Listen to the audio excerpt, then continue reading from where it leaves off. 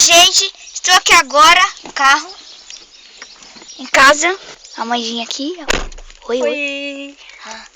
Então, eu tô aqui porque eu vou sair com ela, né? Aí depois do almoço, a gente vai almoçar, tudo certinho. Aí ela vai levar meu irmão, Renato, pequenininho, pra casa do amigo dele. Aí eu vou lá pegar minhas amigas, que é tudo louca, né? É tudo doidona.